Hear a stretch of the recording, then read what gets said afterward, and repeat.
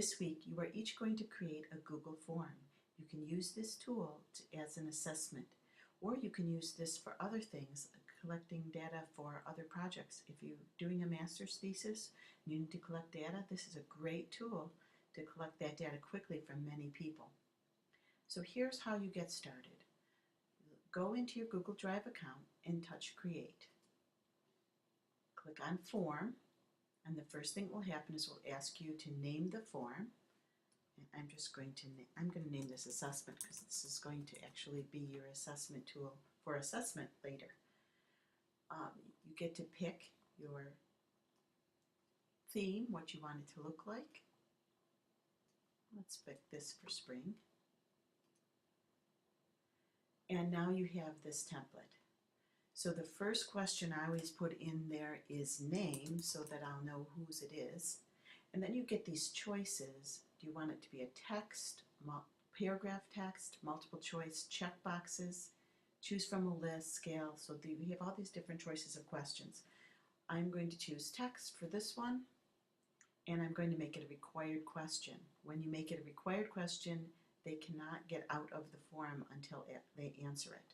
So I'll click Done, and there's my first question. To add an item, click here, and again I have all these choices. Now I want to show you a couple of the difference between a couple of the different choices. If I choose multiple choice, I can put in my question.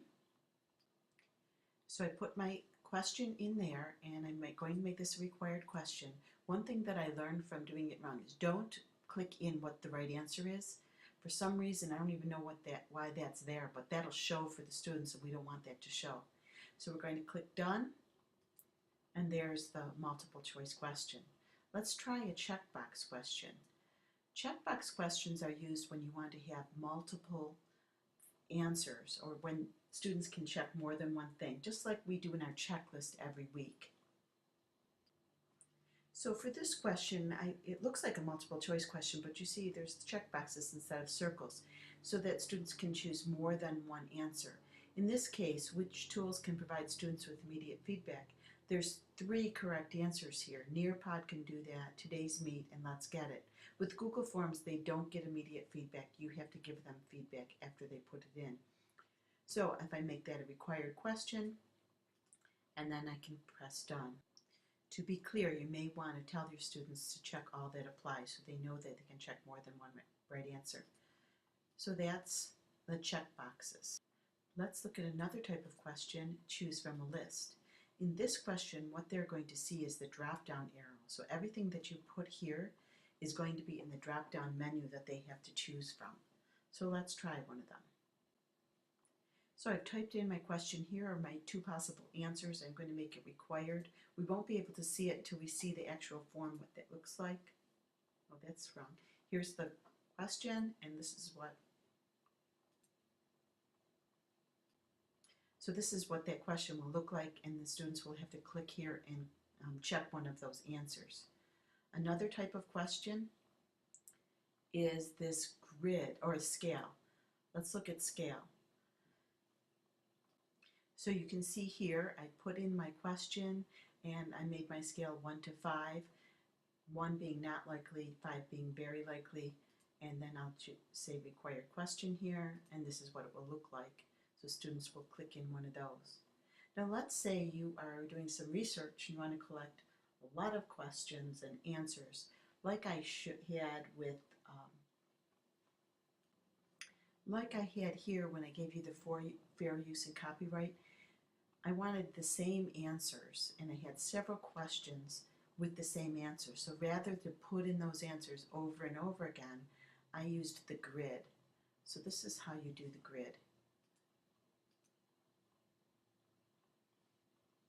So notice how I set this up. I have the basic question up here.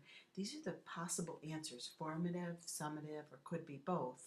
And here I'll have all the examples that you'll be able to read and then check one of these choices for each one. So when I click Done, you'll see what that looks like. So this is a grid question. This is great for research. So those are the basic types of questions.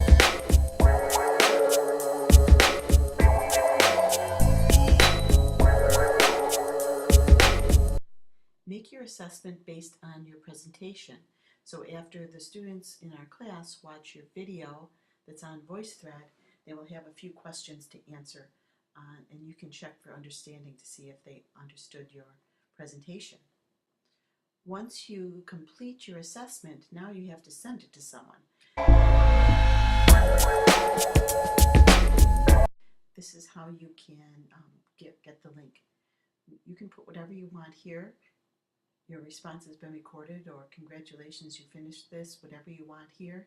And then if you click on publish and show a link to the results, that'll allow your students to actually see the results, and that would give them immediate feedback.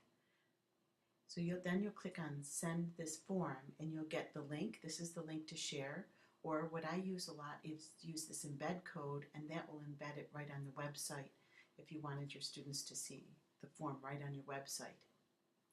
And then you're just going to paste the URL here in this form that I have created for you, and that way I can collect all the links and give them to the rest of you.